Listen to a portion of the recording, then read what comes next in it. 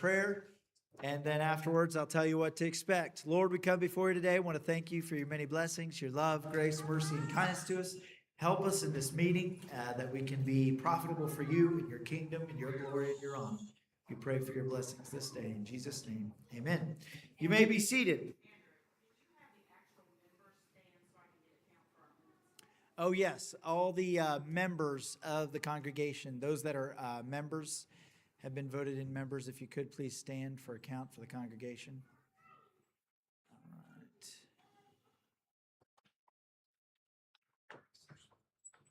And then I don't know where Greg's at. He's missing on the count. Okay. All right. And are the bucklers as well? The bucklers are out there as well. Okay. All right. Perfect. So what we're going to be doing today is whenever we're giving the reading of the minutes and the reading of the treasurer's report, we have a red, blue, whatever color that is, microphone right there. You're going to come up and that purple microphone. You're going to speak into that. This is going to help. We want the people online to hear about this. We have members that are at home, so they're going to want to hear about it. And we have congregants that are at home that want to hear about what we're doing at the church. And so I'd like them all to hear about it. This is going to be really great. It's going to be super exciting to hear about it and hear about the all the things that are going on. Well, I would like to have Greg first come and do the treasurer's report. Is he coming up here? Why don't you go ahead and start off with the minutes, Sister Lisa? Do you mind coming and using the microphone? You might feel a little oblong.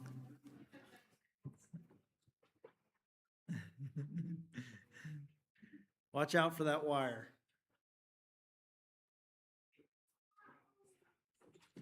Oh, purple. Oh, okay. The last quarterly business meeting was February 1st. It was delayed a week due to bad weather. There were 16 members present. Chris Watson read the previous meeting's minutes and they were accepted. Greg gave the treasurer's report and it was accepted. For new business, there was talk of purchasing a new sound equipment for $3,500, and this was approved. They voted to increase the manual spending from $500 to $1,000. This was approved and needs added to our manual. There was a vote for nominating Andrew Thomas as pastor. 13 voted yes, 1 no. There were 4 absentee votes approved. With absentee ballots, brings the vote total to 17 yes, 1 no, and it was approved that the ballot would go through June of 2027. Old business, new PC has been purchased for our sound system. Camille Weatherford became a member of the church. Service schedule change has gone well, and then motion was made to adjourn. Do we have a motion to accept the reading of the minutes? Second? All in favor? All right, and next is the treasurer's report. You can use the purple mic. It'll make transitions a little bit simpler. Oh, there you are. If you want to use the purple mic, that might make it transitions a little easier. If you need the pulpit too, you can.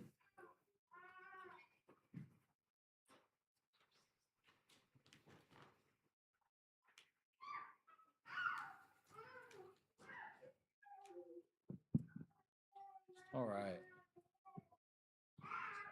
Oh, am I on back there? I can go to the pulpit if I need to. Am I on? Okay. All right.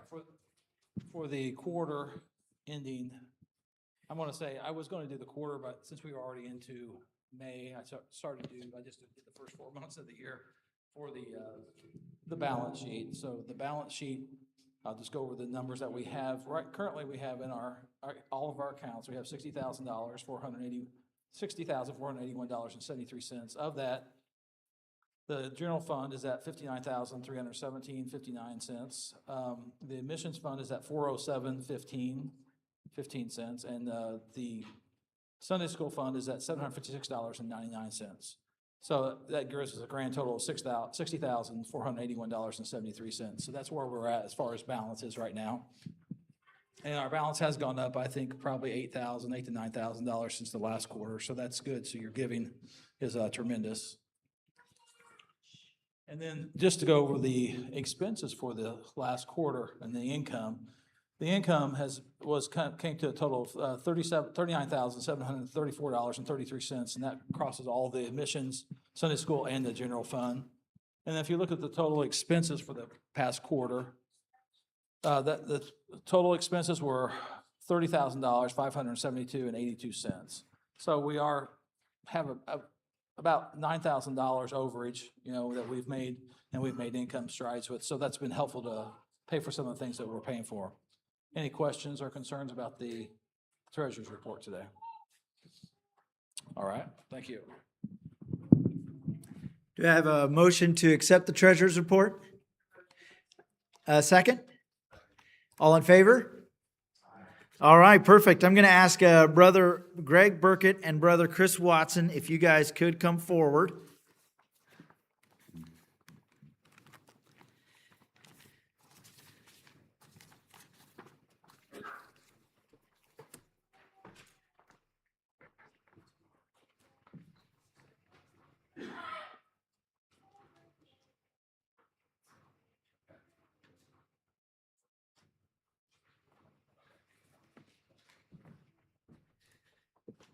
All right, so now for the pastoral report, I'll start there.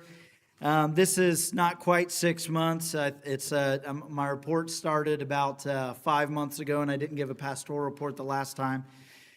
So kind of what I've done over the last 5 months or so: 8 baptized, 1 new member, 1 baby dedication. Secret Sisters event, Ladies Tea event, established 5 directorships, hired interim pastor, over 40 sermons preached, 31 families. We hosted 31 families, 3 hospital visits, 4 pastoral home visits, and we were hosted by congregants 20 times. We introduced a children's choir, hooked up the sound out there in the fellowship hall.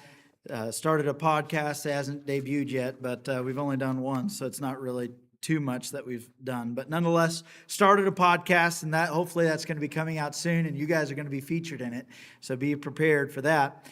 Supported 3 deputations of missionaries, planned a revival, haven't had it yet. And as far as personal studies, I've learned the Hebrew alphabet, trying to learn Hebrew. Finished a rough draft of my book. And then there's also projects that I've been working on towards the church, getting the rubber for the underlayment. Thank you, Brother TJ, for the rubber. And then also the lumber. I was able to get that. Now, as far as us, and that is my pastoral report. Do I have a motion to accept the pastoral report? Second? All in favor? I should ask if there's any discussion. Did every member get a ballot? You did not get a ballot? Okay, here we go.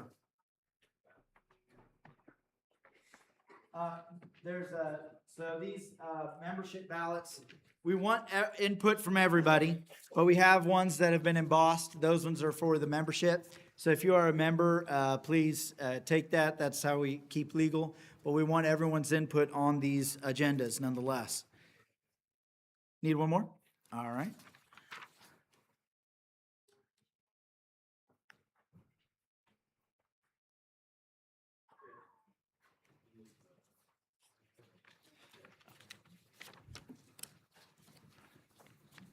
All right. Do you mind just going out there and making sure that they all have one? Just go ahead and head out there.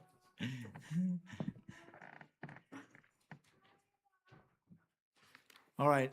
Any members missing the embossed ballots? Anyone missing the embossed ballots? We want to make sure. Anyone missing a ballot? Okay, we want to make sure everyone has a ballot. If it's not embossed, is it embossed? Do you have an embossed one there? Does it? Okay, perfect. All right, perfect. Great. We got her squared away. All right, so the next thing would be the state of the church address. And I got this idea. Our government does it once a year. I don't want to follow too much details that our government does, But nonetheless, this was started by our founding fathers, and part of it is because lots of people want to know what the direction is. What are we doing? How are we moving forward? Things of that nature. So this is some of the things that the board just accomplished in the last 3 months. And I'm going to have Artie, if you'll get ready, you're going to be telling a little bit about some of this. In the last 5 months, we've had, or 6 months, we've had 5 board meetings. But in the last 3, we've resurfaced the driveway, created professional platform standards. Someone from the neighborhood broke some glass on the White House. We got that taken care of and rectified. Applied for a 501c3 in order to get the Google partnership, which is really big. It's very, very important that we get it. And so once we get that, we'll be able to use Google to advertise, and they'll give us, I don't remember what number it was, but it's a large number of advertisement for free, where we can just spread the gospel for free for a large spend. So it's super, super great. So we're working on that right now. And since the government was shut down, we weren't able to do a lot of it. So it's been quite a bit of a pain. We also, thanks to Brother Burkett, made park benches, some picnic tables. We almost finished, and he almost finished the addition to the playground equipment. Fixed the organ. We think we've got that figured out completely. Added bells to service times, again, Brother Burkett. But then we also did immense sound and live stream updates. Artie, do you mind going ahead and coming up and telling us a little bit about what the church accomplished with the sound and the live stream in this recent time? You can use the purple mic if you want. Make it a little easier. Right. So I don't want to make it sound like we're doing something to take us to like in the future sometime. These are all changes that many churches do, especially if they have live stream. I think Eric's brother even mentioned that his church is doing that exact thing. So this is pretty standard for what we're doing with live stream. So I'll just read over some of the stuff we've done, and then maybe give some of the stuff we're planning to do as a team. It's not just me; we're all working on it. So there's like 4 of us, and some others helping along the way. One of the things we did was we changed from analog to digital. Sounds kind of like techie, but really it just made everything more less error prone. Whenever you have analog, you got a lot of cables run up to the front. So we did that. As part of that, we since we're digital, it's easier to stream because you're already digital, so you're not converting from analog to digital. And with the board that we got, we're able to, maybe you've noticed on the live stream, you can, if you listen to vocals, you can hear the mix better. So you can hear the different parts. It's not just one person real loud in the live stream. And that's because we're able to mix separately. So we can mix for live stream different than the house sound. So that's one thing we did. We added all the microphones for the crowd, so we can actually hear you guys testify really good on live stream. So I know Brother Fraunfelter and different ones really, they like that. So, and then we also added some microphones for the choir, and we got some more microphones to add. We mic'd up the organ. If you hear Sister Tartar, it sounds very good. The speaker on the organ was pretty bad, so we just routed it through our in-house sound. So I think that's been a big improvement, as well as you can hear it on the live stream now. So, and then we added a couple speakers or a couple mics in the piano to also mic up the piano better. Before there was just a passive microphone sitting in there, so we added that, and I think that's improved the piano on the live stream as well. And just so you know, all these microphones that we've added, each one of those take another channel in the soundboard, which so we didn't have enough channels in our last one to do that. The board we have now, we can not only have all these mics, but we can also add microphones for plays. Eventually, that's one of the things we want to do in the future is we'll probably be doing plays, so we want to add over-ear microphones for the people acting, and we need channels to do that. And also get some handheld microphones that are a little newer and better. They're kind of standard that, again, many churches use. Almost all of them use different microphones than what we're using now.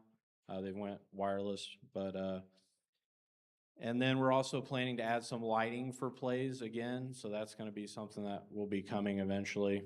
And I'm sure I forgot. Yeah, there's a lot of little things as well that we need to do, but you guys probably want to care about those. So, but that's kind of a snapshot of what we've done and what we're doing. So. That's great. And just to put this into perspective, you know, we were having quite a bit of technical difficulties with the sound. They're still working out a lot of kinks with a new system. Anytime you switch to a new system, there's going to be mistakes that you have to rectify. And so you got to get everything dialed right in, and they've got it pretty well dialed in now. And so that's been super, super great. But the work that they've done here would have cost, what they did for free would have cost us an absolute fortune. And they did a lot of the work for free, and that's an absolute amazing thing that they've done. We're really appreciative of that. But then team accomplishments. How many of you guys have been watching our Facebook page? That has absolutely boomed. Absolutely boomed. And we've even grown this last month. 40,000 interactions, or 40,000 views, sorry. 40,000 views, 1,500 interactions, and 80 net follows this month. Is that right? That's wonderful. Absolutely amazing. Our Facebook is going great. And people at home, and the reason it's so important, it's not just a great outreach tool. There are people in our congregation that are now able to connect with us personally. The way that it's being done is wonderful because now they see us whenever we're talking. They see us whenever they see Artie when he's picking his nose, you know, whatever we decide to paste online. Just crossing my fingers that one day we get them. No, no, please don't post that. But nonetheless, they're able to feel real connected with us online because they're able to like see some of the stuff that's going on. And so our shut-ins especially, they're able to feel a little bit more like they're a part of the church.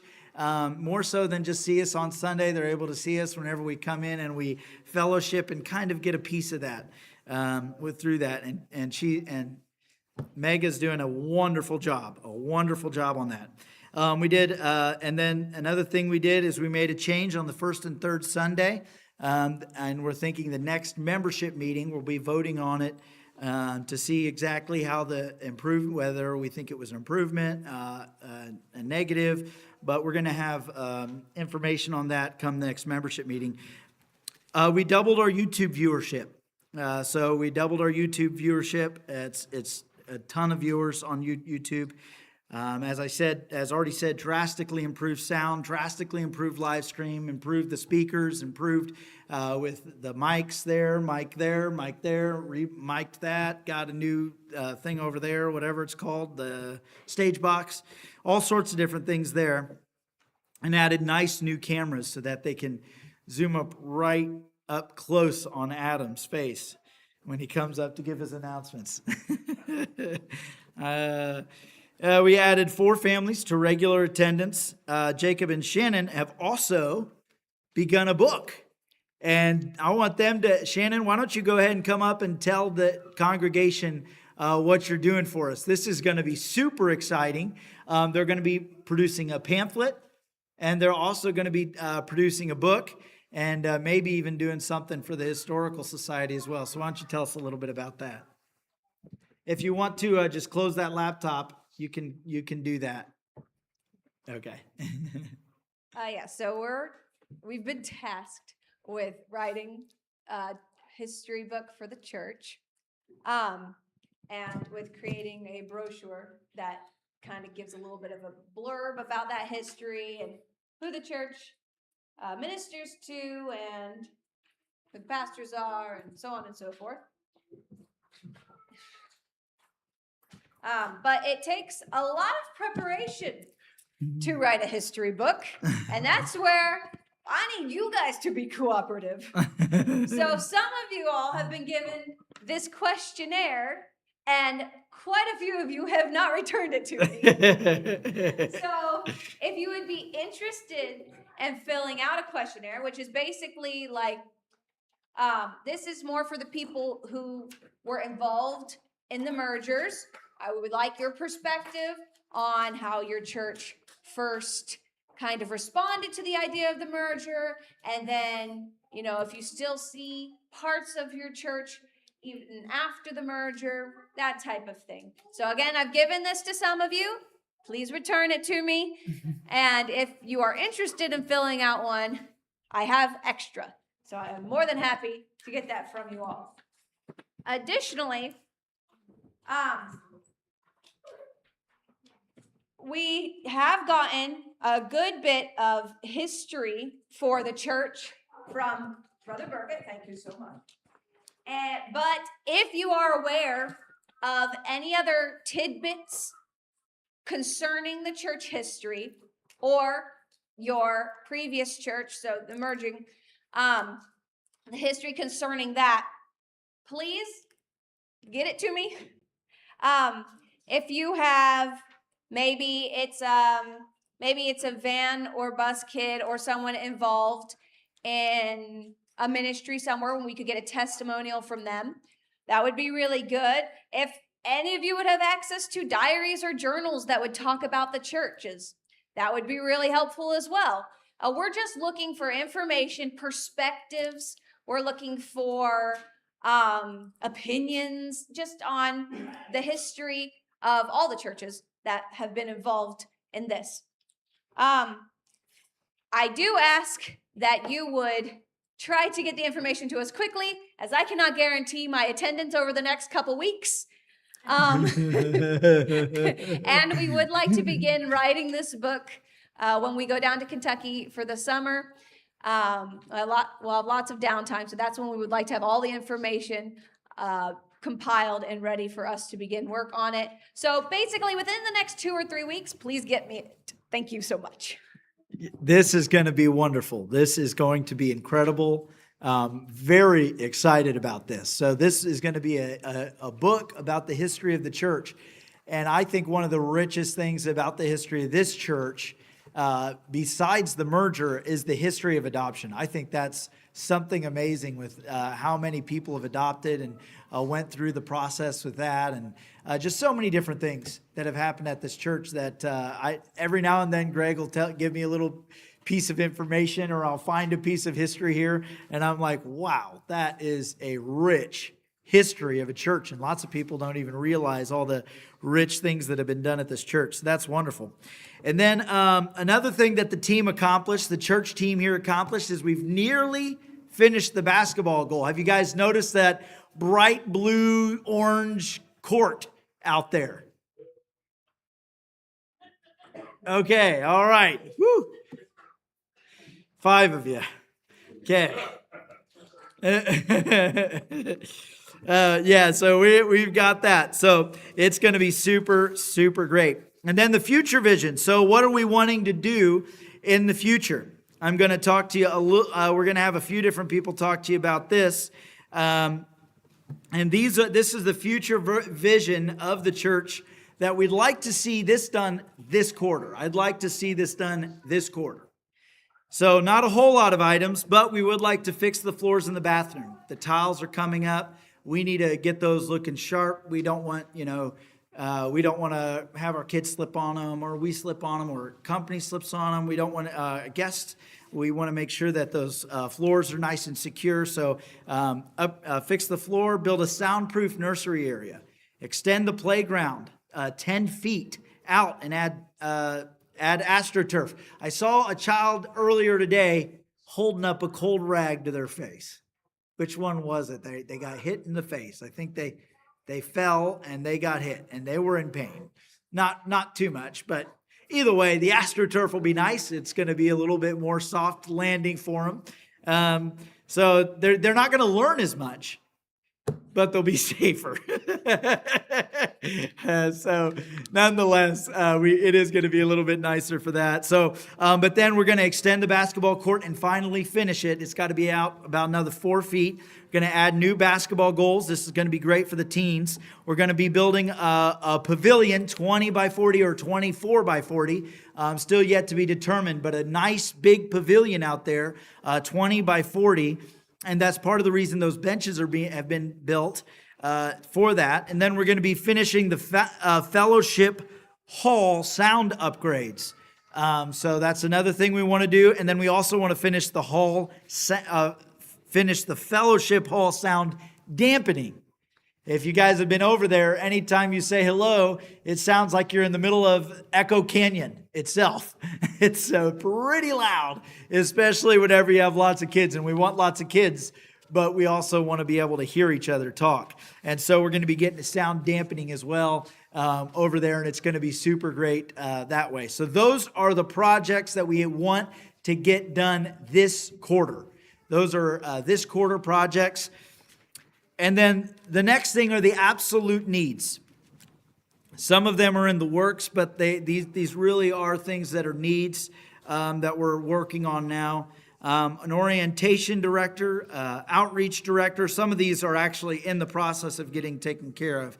Somebody to direct an orientation, outreach, HootView, Google, church Google account, grant writer, chauffeurs, valets. Need that for safety, security, many different reasons. A local marketing campaign, if you want to call it that. I don't know exactly what you'd want to call, but just reaching out to the community, letting them know we're here. Prison minister, campus minister, intramural program, nursing home minister, operational nursery, Hispanic liaison, UBC liaison, and establish a discipleship program. Some of these are in the works, and some of them we just don't have the people for. But somebody needs to be doing these ministries. We need these ministries to be moving forward and fulfilling the purpose that God called us to. And then next up, I'm going to turn it over to Micaiah. Micaiah, why don't you go ahead and come on up? She is going to be presenting HYM. Now, some of you are not aware, but HYM is Hope Youth Ministries. It is it used to be Indy New Life Christian Church. It was our church. Originally the church of the merger. We got rid of Indy New Life and started up, because we merged churches, we started up the program Hope Youth Ministries, HYM. We think it's a nice play on words, but it's also, it's a really nice acronym. But Hope Youth Ministries is, they are going to be doing a children's ministry that is going to be very involved here at the church. And so the purpose of HYM is very much aligned with the church. And she's going to tell you a little bit about the projects that we've done a 3-way fundraiser for. And I think HYM has already given, what, $8,000 to $10,000? Was it $8,000? HYM's already given $8,000 to the project. We've had personal donations of $6,000. And so then she'll tell you a little bit about the rest of it. But we'll go ahead and do that now. Go ahead, Micaiah. Okay. Yeah, so I'll pretty much just kind of tell you like what the vision is, like what the project entails, what we want to see accomplished, and then how much it's going to cost and how we plan to get the money for it. So the vision's kind of, I put everything up here. So 2 basketball goals, a concrete extension pad, which Andrew already mentioned some of this, but a basketball court fence, playground surface, playground fence, a pavilion, and then seating. So the big question obviously is how much is all this going to cost? So this is, I have all the numbers on here. I'm not going to read them all off because I'll go more in depth on each of them in the next slide, but the grand total that we're looking at is $79,243. So, and then, yeah, it just says how much each of them are on there. So to break it down, so for 2 basketball goals, obviously 2 goals, $500 each. These are already purchased though, right? The 2 basketball goals. Yes. Yeah, so with that, we already have those. And then the concrete extension pad, we're looking at 400 square feet at $11.49 per square foot. For the basketball court fence, it has the dimensions on there plus the gate that we want to get as well. The playground surface, probably be around 1,200 square foot at $10 per square foot. And then we'll have to have 1 drainage allowance on there as well. And then for the playground fence, has the dimensions on there, 1 gate as well, pavilion, and then the seating, we're looking at hopefully 13 benches for the seating. So obviously this isn't exactly what it's going to look like because this isn't our property, but this is the best I could do to kind of show you guys like what it's gonna look like once it's done. So there'll be the pavilion with all the benches and then the fences around both areas. So, all right. So to fund this, we're kind of hoping to do a two-way match. So, which that means is just if we receive a personal donation, both Hope Youth Ministries and Salem Park would hopefully match whatever that donation is. So somebody comes, they say, "Hey, I want to give $50." Okay, great. So HYM, Salem Park would both match that. So right now, Hope Youth Ministries has given $8,000 in personal donations. We're at $6,500, which means that hopefully Salem Park Church would be willing to give $6,500 because they would just be matching the personal donations that we've already received, which means that we would have $58,243 left on our budget that we need to get the playground and everything finished. So, yeah, that's all I have. So.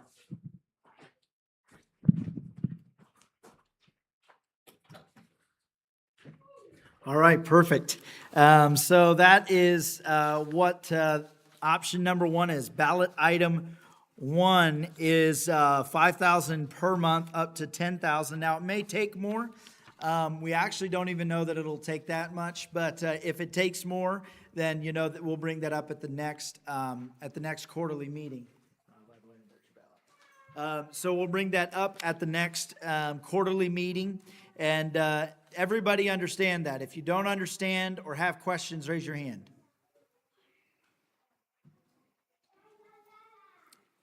All right, perfect. Now I'm going to have Brother Adam Price go ahead and give his pastoral report as well. Well, good afternoon. I don't have anywhere near as much to say as his brother Andrew, but I think that's kind of a pattern. They were mentioning about the sound system. I didn't know we had a fog machine. I feel like that's some pretty added effect. Maybe we get a laser show or something. But it's the humidity that'll get you, not the heat. At any rate, really just the ability to be able to speak, to be able to preach is the main thing that I've been helping to contribute. Andrew's letting me speak quite a few Wednesdays, which is a huge blessing to me. Esther and I, as some of you know, were a little bit on the fence. We weren't sure if it was good timing and all that, but we were praying about it, and we feel that we fit in.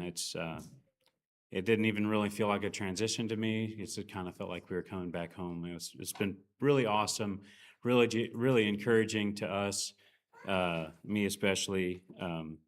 But being able to speak, of course, praying for church family. I do my best to keep a prayer journal and remember most of you.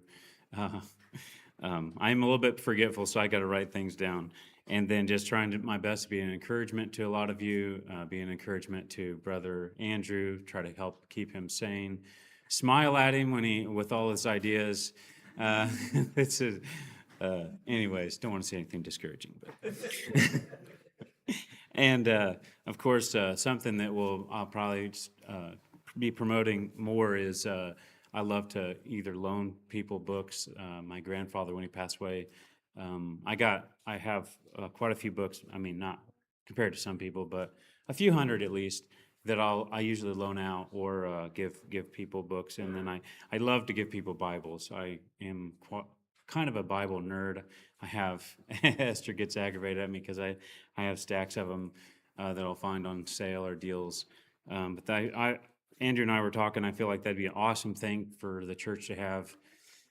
You know, every church will have, those Dollar General, or maybe they're a $5 Bible, but I'm usually window shopping websites, and you'll find maybe it'll be a premium Bible that's over $100. A lot of times you can find them for 40 something or 50 because they're last season's Bible or whatever. But just be so awesome to hand to somebody that gets saved, have a few stockpiled, which I've kind of already started just on my own. But that's all I got to tell. Perfect. Do we have a motion to accept the assistant pastor's report?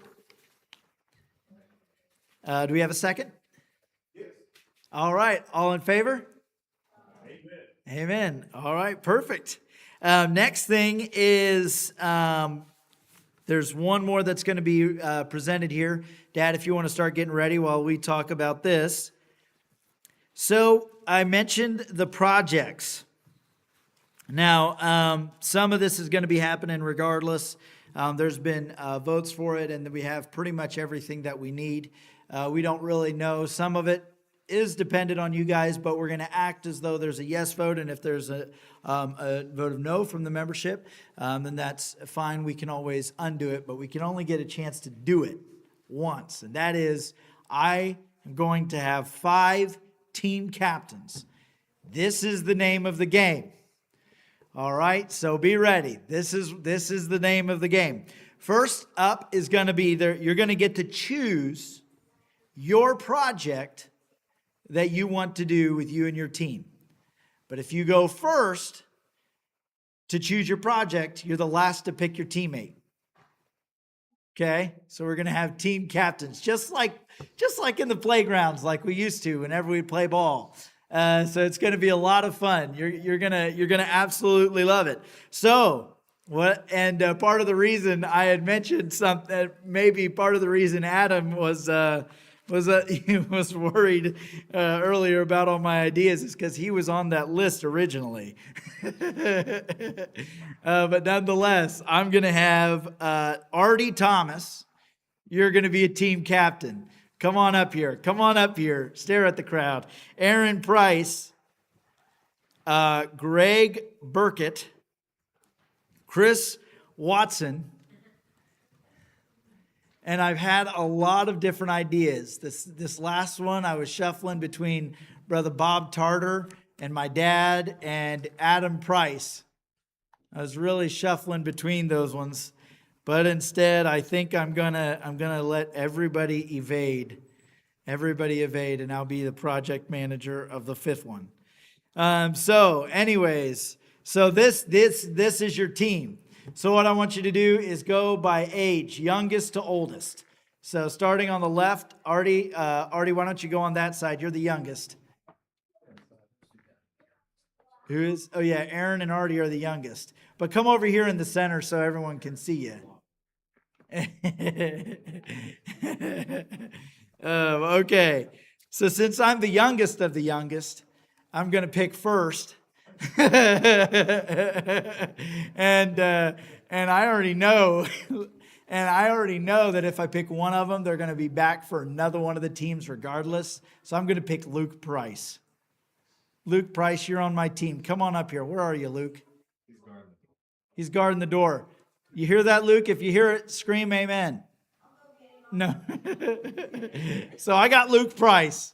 There we go. So Artie, you go. Oh, wait. So you get to choose, Artie. Now remember, this is going to change the way it goes. You can choose your project, or you can choose the person doing the project with you. What are the projects? The projects are indoor work, which is add the nursery and fix the floors in the bathroom. That's project number 1. Project number 2 is the playground, which is extend the extend the playground 10 feet and add AstroTurf. Option number 3 is the fellowship hall, which is installing the sound and install sound absorbers for the fellowship hall.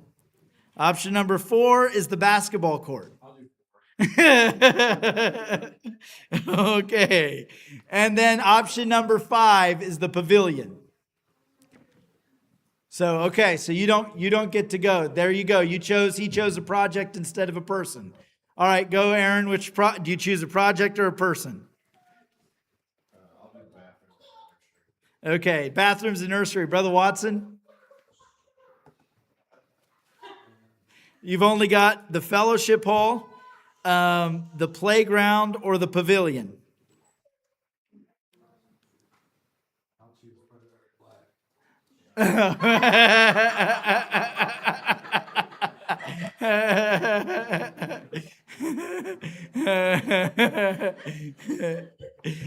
Brother Burkett? Adam Price? Okay.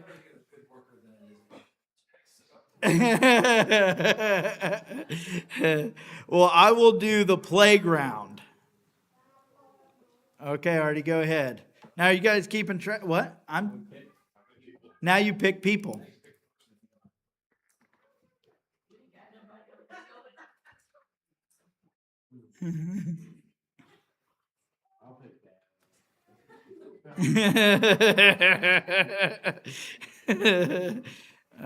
All right, and Brother Price. Okay. All right, Brother Watson. The fellowship hall and the pavilion. Okay.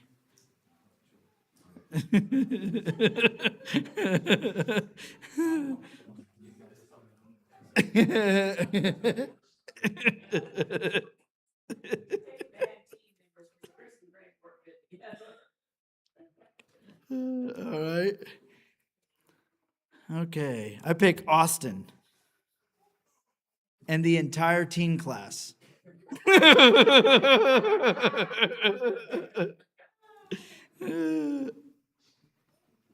right. Go ahead, Artie. I feel like I need to tell you this. You're losing. You're losing.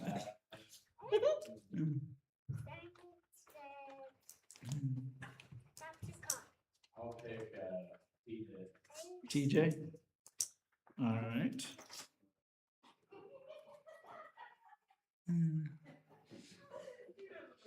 Aaron.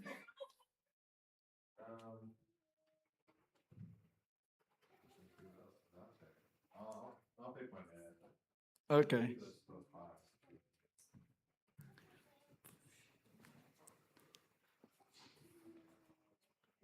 Okay.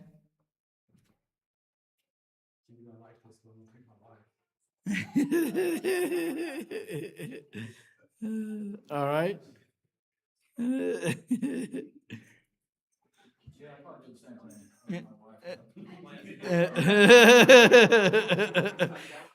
Okay, I'm picking my wife too. All right. Artie, are you going to pick your wife?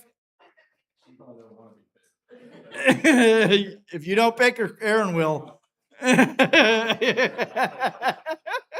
Okay, so we no, so I should have mentioned we're going to focus on the guys. The ladies will probably be doing some other stuff inside as well. So by nature of us getting the guys here, we'll cross our fingers in hopes that they'll bring their wives. So Brother Watson, Brother Tartar, all right, Greg.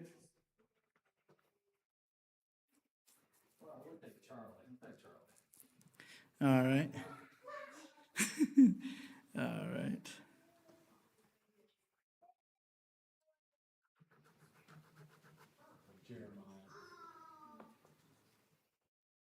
Oh wait, I got to choose. I'm going to choose. Oh my goodness.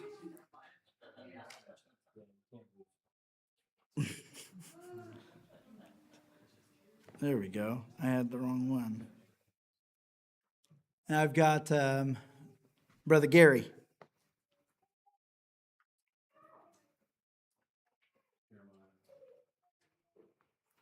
Okay. Aaron?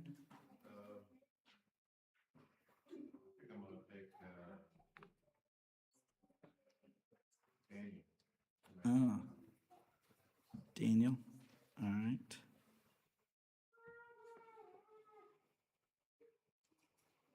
Manny's still available. No, we got Jeremiah.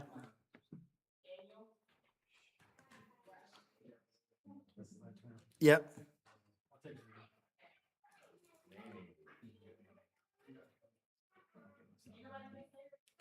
All right, and then you pick. Did you say you pick your son? Oh, your son-in-law. Okay, you pick your son?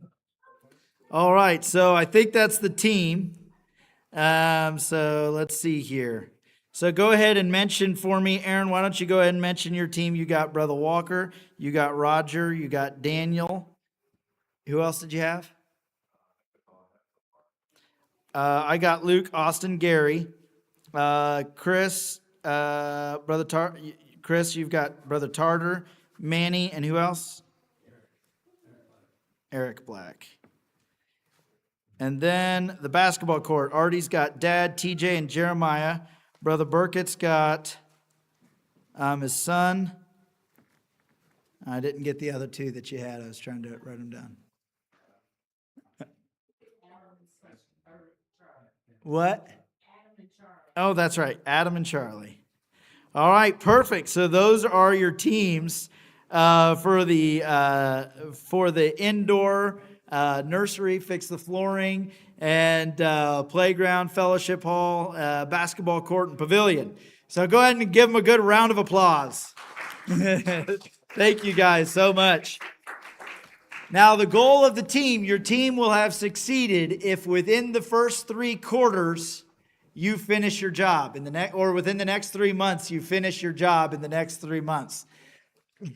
Brother Burkett, unfortunately, has the toughest route because he's building the pavilion, so he's really waiting on permits and whatnot. But all right, and then last thing is HYM gym presentation. Dad, would you mind coming up and giving that? You might want to have everyone to make this official. The date says 2025, change that to 2026. Oh, no. Okay, it's 2026. If you'll notice on the date, it looks like I printed off the wrong date on these ballots. It's 2025. It should have been 2026. So go ahead and rectify that whenever you get a chance. All right, well, so I'm going to be talking a little bit about really the main reason why, one of the main reasons, I should say, why we sold our church. So give you a little bit more background. I know Andrew kind of glazed over it a little bit, but so we started, when I say we, our family, back, I guess, 10 years ago, maybe 11 now. Well, and I want to say we very carefully because it wasn't, me wasn't included in the we. But Andrew and Artie and my wife and the other ones, they said, we want to start a church. And so I didn't want to start a church, but I did start a church with them. And so we bought a church building over here on Holt Road. So if you go south of Washington and just keep going across Raymond, on the right-hand side, we had bought a church. It used to be, I think it might have been a Church of Christ. I can't remember. Anyway, it was a church before, and the pastor died, and the church had burned, and anyway, it was quite a mess. But we bought that church, and we restored it, and Andrew got some people that invested in it. We put in a new roof and all of that good stuff. So anyway, we were there for about 7 years. During that time, we started, and this was mainly with Artie and Whitney, got it started with a child care after school child care. And we ended up hiring somebody to come in, and we got up to about 20 children, and we did not have any additional space to do anything with. We had our church, and then we had a small dining hall, if you will. And so the dining hall was the main area for the kids to interact. We didn't have any space, any land. Everything else was blacktop. And so we realized that we couldn't really make it pay for itself with only 20 children, and it was just very difficult with the space we had. So that really was one of the instigators that got us to start possibly looking for either another place to buy or a church to join with. And so back when we joined, our church came together with Salem Park, that was one of the initial items that we talked about. So here we are 2 years later. We did sell the church. I won't go into that story, but I will tell you it was amazing. It was a miracle. We literally sold the church the same day that it was posted. And so from that, we've kept most of that revenue, other than investments we've made here with Salem Park, we've kept that revenue. And so as I go through this presentation, that's where HYM really came from. So we got rid of our church name, which was Indy New Life, and we started HYM, which is strictly a youth ministry. And it is now 501c3. Artie's done probably 75% of the work on that. Austin's done some stuff as well. So anyway, just to kind of give you a background of how we got to this point. So the goal of our church initially was, we really believe that youth ministry is where we need to be spending our energies as far as being able to change a community. Now, we were connected with Stoutfield Elementary, and we got in pretty good relationship with the principal there. And so the school would actually drop off the children at our church. So they would bring the bus, they would drop them off, and then the parents would come after they got off work and pick up the children. And so we would get, and I say we, the gentleman we had that was doing it did an incredible job, unbelievable. And he would get about 4 hours most evenings with these children every day. Make a long story short, it became a mess from a standpoint of we couldn't afford to pay him as much as he needed. And so we ended up trying to subsidize poor Amanda. I don't know how many times, and now this is not, it's funny now, but it wasn't funny at the time. She would get a call because we had some temporary help coming in and doing some of the children things, and they would call her just on the spare of the moment and say, I can't make it. Well, you've got these children coming, like, you got to be there. Like, this isn't an option. And she would load up all of her kids and go and do this on addition to that. And so it was quite a fiasco. But the point I'm making is there was a lot of commitment made from us as a congregation to really witness to the youth.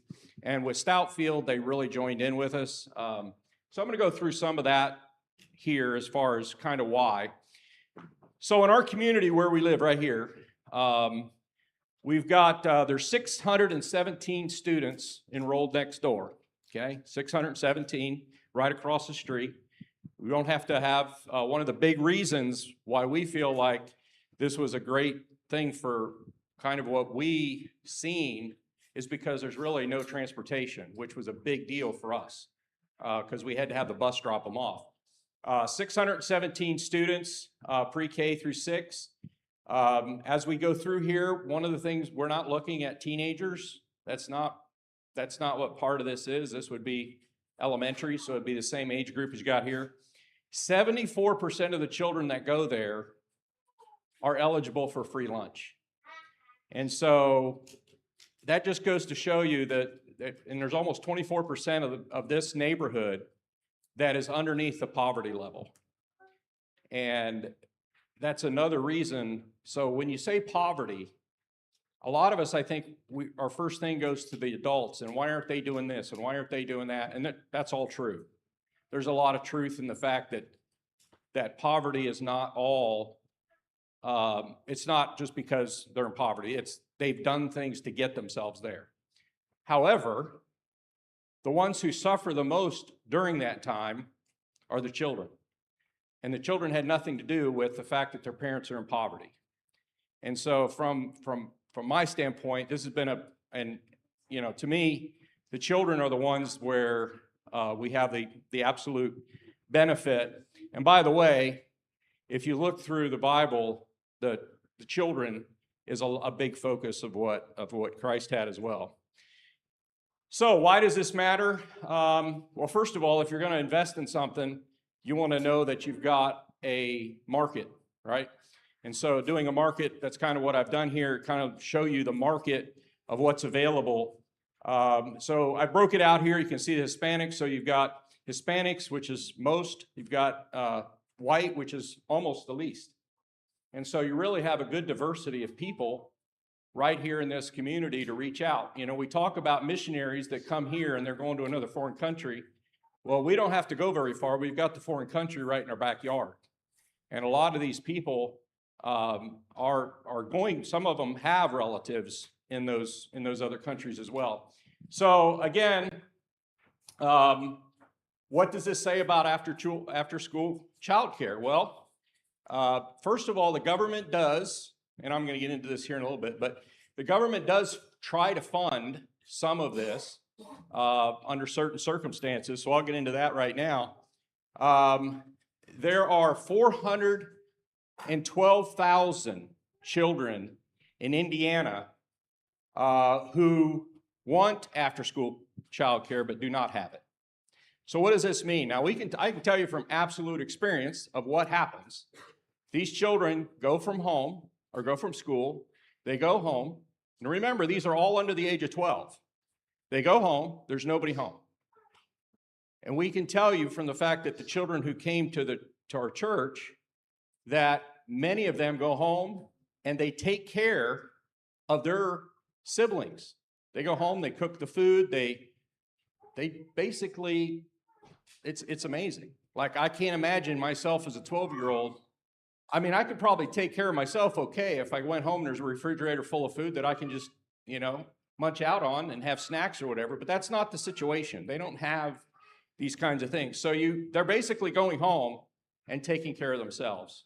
And so many of them are under the age of 12. And so that's basically, right now, there's 1 enrolled and 3 waiting to get in. So for every 1 child that is in after-school care, there's 3 that are waiting to find a place to get into. I'm not going to get into this too heavily, but I do want to mention, when you talk about most of the places that are doing after-school childcare, it's places like the YMCA where they just let them come in. Nobody's doing anything with them. They're just in a protected environment. And there's nobody engaging with them at all. They're just left in, and they're guarded from anybody getting to them or them getting out without somebody knowing it. That's it. So they're really not doing a lot with the children. So what would we try to do? Now, I want to make sure we understand as I'm presenting some of this that, when you look at this list, I don't want you to think this is all going to happen day one, because it just will not happen that way. You can't do it that way. But we want to basically be able to, and we did some of these things we were already doing. So we did help them with homework. And when I say we, I wasn't included in that, but I know the gentleman that we had hired and some of the other people from the church, we go and help them with homework, mentoring, physical activity. That was where we could not do much because we didn't have anything. We didn't have any space to do it. We just couldn't do a whole lot. And then we did provide them a meal, or a meal each night. Now that's a big deal, and it's not free.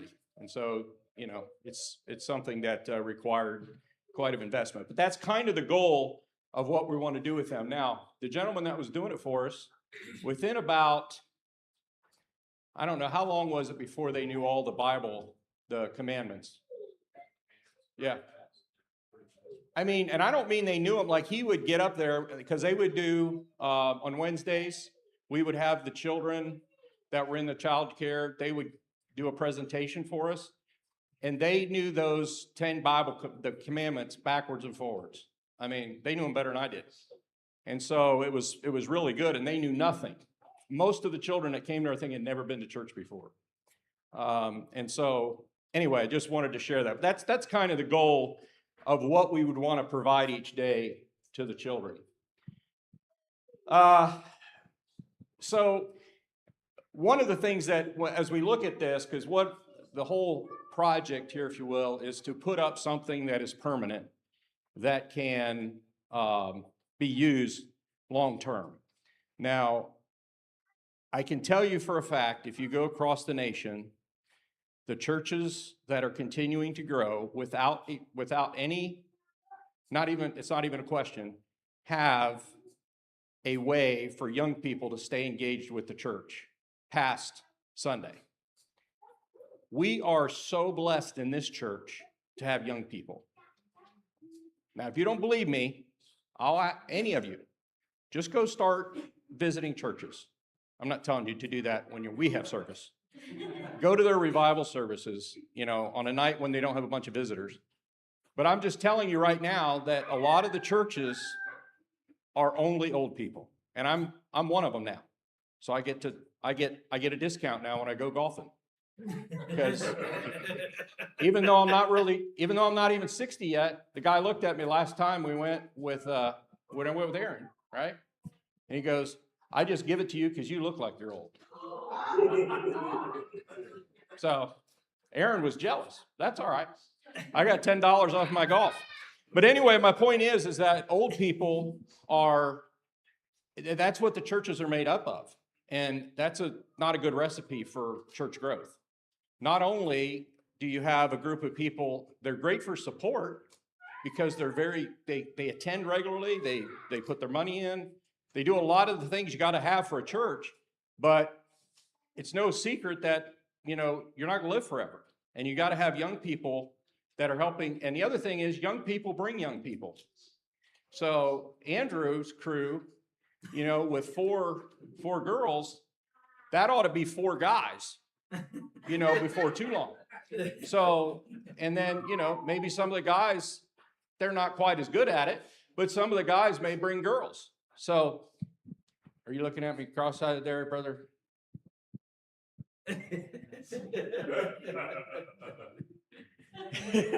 No, I was looking at Brother Greg. He was looking at me like I just said something that was wrong. So, that's the last person you want mad at you is Greg. So anyway, my point is that youth is what's going to help, build the church. So the learning lab is a big part of this and really helping them and getting them education and helping them learn. Mentor rooms, check-in snack, and then the multi-purpose gym-style room. So again, being able to have basketball, being able to have volleyball, and get into that here in just a minute. But so kind of the overall cost that we're looking at to get it going is going to be somewhere between probably in the neighborhood of $400,000 total. That's going to be it's going to be based on how much effort and work that we can get basically done at a reduced cost since it's a church or the ministry. So part of this is that I know for a fact. So let me give you a little bit of history here why I have so much belief. So while we were at our church, we were working with a guy. His name was Pastor Pete, and we were going to build a gym. We bought a property right there on Holt Road, and we were going to build a gym. We raised $150,000 from the businesses that were right there around us. And when we went to get the permitting, we did not know this when we started, but it was in a flood zone. So that whole Holt Road area where we had the property was in a flood zone, and they would absolutely not approve it to put in the building. So we did get an offer from the fire department, which is up the road, and they're outside the flood zone, and they were willing, at that point, they wanted to do something with giving us some property to build it. But Pete, he kind of lost interest after the property we had, been a part of went down. He lost interest. He gave all the money back, but we actually had the cash in the bank from these companies. So I guess the reason I'm bringing up that is I know that we can get also some funding from the community for some of this to help, but you have to have something started. You can't just go ask companies to give you money and not have something going on. So anyway, so this is kind of, kind of an overview of that. The expense for keeping it going will come from the center itself. So this wouldn't be something that the church would be looking at having to fund. It would fund itself once it was built. So where HIM comes in, HYM, is that we have $70,000 in cash that would go into this building effort right from the beginning. And so just kind of in general, that's kind of what we're hoping can launch this. Basically, we'd be looking at public funding. There is some public funding out there. It's not great right now, for sure. But you also have places like Lilly and for instance, the company Omni, which is right down the road there on Holt, the scrapyard, they gave $50,000. And what these companies would do, the reason they want to put money in is they want to be able to talk to their employees about the fact that they're funding these and hopefully be able to draw from those employees that are in that area. And there's different things you can do to kind of entice that. The other thing would be philanthropy, which I talked a little bit about. And then one of the things we can do is if we build it correctly, we couldn't do it there because we didn't have enough space, but if you build it correctly and you have the security for the children, the state will help fund the children that are coming there, and they will pay a given amount to help that. So we would hope that we can get most of the children either that way or that they're paying when they come. So all of ours were paid. So we charged everybody that came to our center. So where are the risks at? We got zoning and licensing, operating sustainability. The cost to, if we bring somebody in full time, you're looking at probably $60,000 total per year with expenses and paying them. Staffing and screening. Again, we've got some experience in this, but you would want to, whoever you have come in, you would want to make sure that they have some of this experience as well. Community trust, that's where the church comes in. The church has already done a superb job to where the community knows you're here. We didn't have that. We were brand new. So we had to go convince people that we were legit people and responsible people. The church has been here forever, and you're right across from the school, so they know you. They know the church. So those are some of the risks.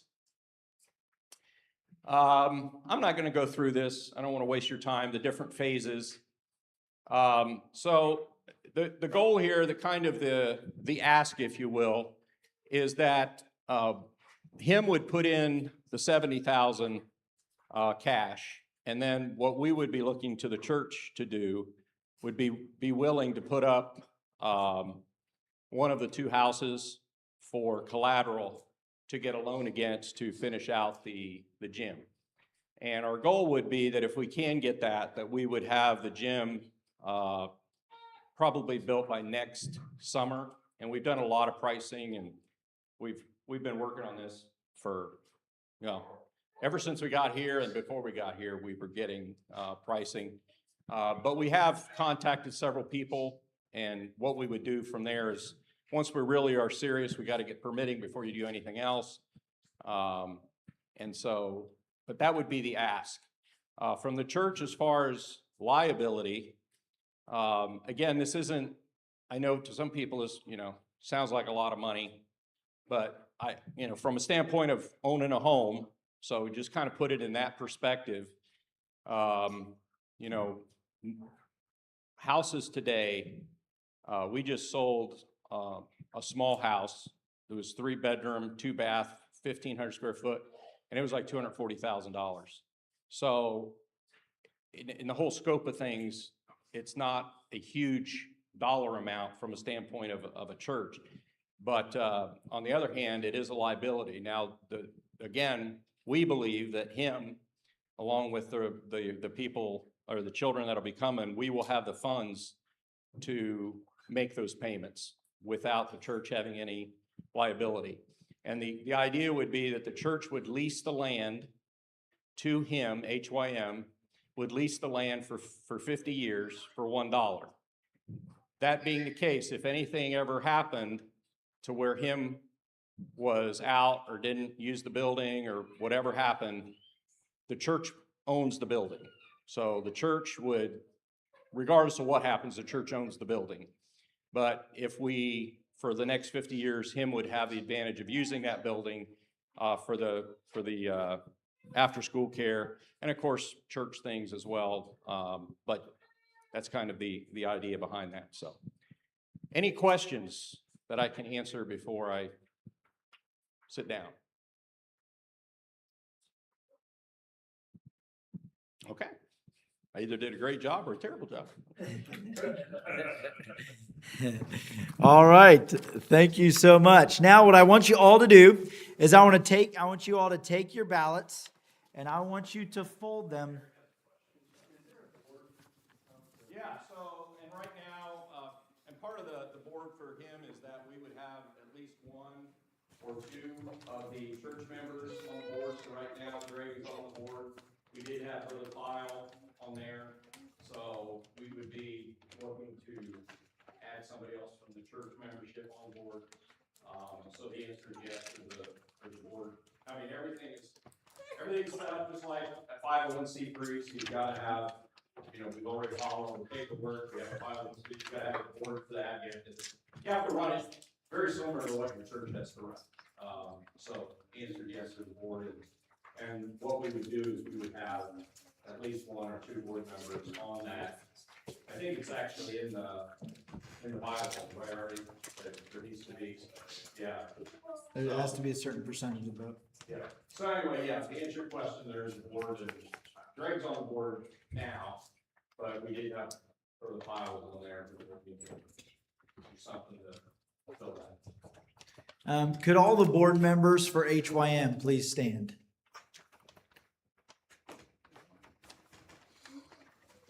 So this is the HYM board membership. It's us 5, and I think there was inclination or desire to add another, and I think we asked a few people. You can sit down. We asked a few people, and we tossed it around, and we added Micaiah to it, especially for her expertise in children's work.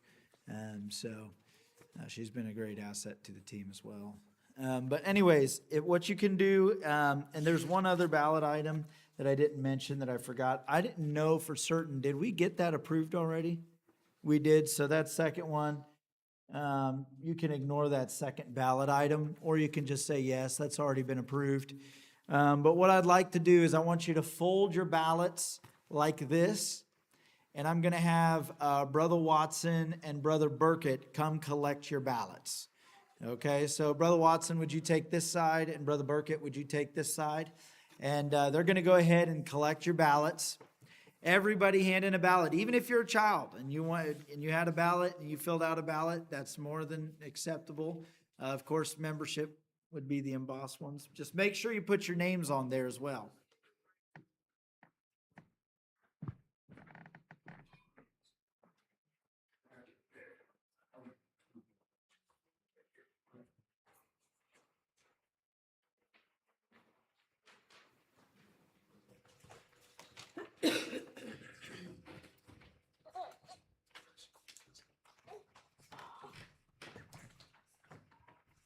So make sure you hand in those ballots to Brother Burkett and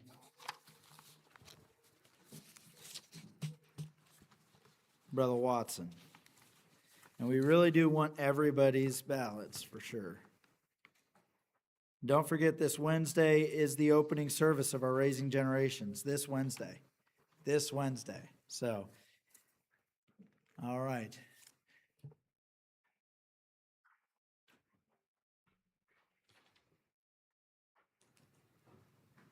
You can go ahead and hand it to, oh yeah, here, I'll take it.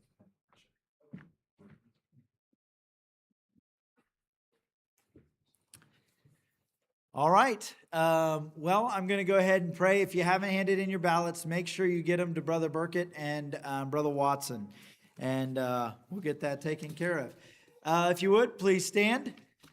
That was long, but it's exciting. There's a lot going on. Unbelievable, all the stuff that's going on, and it's so exciting.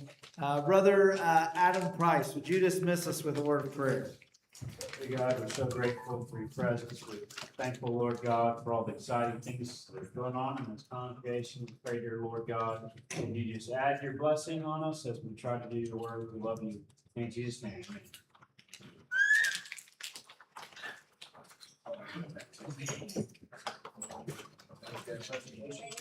Amen.